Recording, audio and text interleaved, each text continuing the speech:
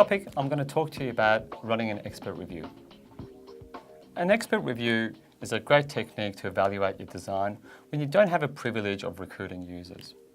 The session would typically involve getting some usability experts who understand the context of use and understand the users to come in and actually evaluate your design based on web best practice. The great thing about running an expert review is that it can be done early in the design process right through to the end of the design process. All it requires is a person who understands the design to review and make recommendations about how you can improve that design or the website.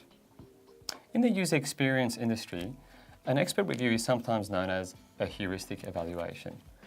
Heuristic basically involves best practice guidelines for the web, and the practitioner will use these as a way of informing their recommendations. To run a heuristic evaluation or an expert review, you basically need three things.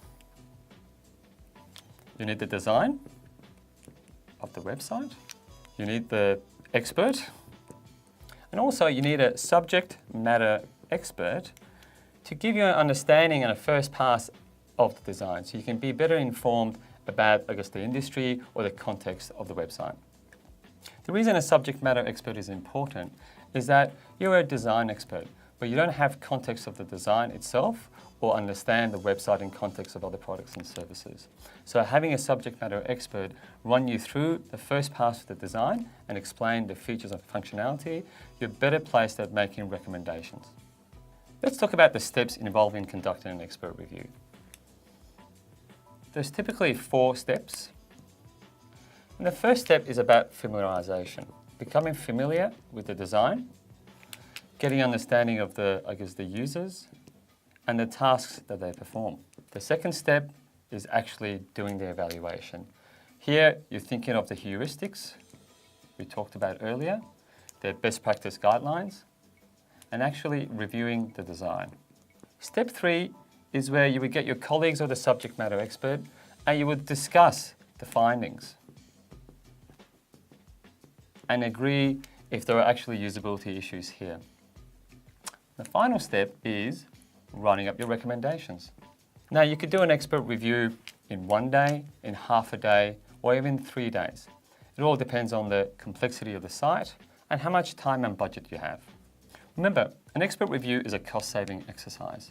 The goal is to be thinking about your user goals and business goals and making sure first and foremost you focus on those. Don't focus on every feature of the website. Think of your users, how they would enter the site, and try to follow that journey of the user rather than systematically going through every single feature that the website has. Remember, you don't have a lot of time. Sometimes it's expected that you provide your findings and recommendations in a quick turnaround, such as a day. Let's talk about the strengths and weaknesses for running an expert review. For one, it's really cheap. You don't need much to do one. Also, it's quite fast to perform. You can turn around as quickly as 1 day. However, so the issues are users aren't involved. So it relies on the subject matter expert and the practitioner to work closely together. And finally, it's not done in context. You're not out there in the real world observing a user. So you're just sitting there in front of your computer evaluating a website. In this topic, we've covered expert review, which is another usability evaluation technique. Hopefully you have a better understanding of what you need, how you conduct one, and some of the strengths and weaknesses so you know when to use it. In the next topic, I'm going to talk about another usability evaluation technique. It's known as a competitor analysis.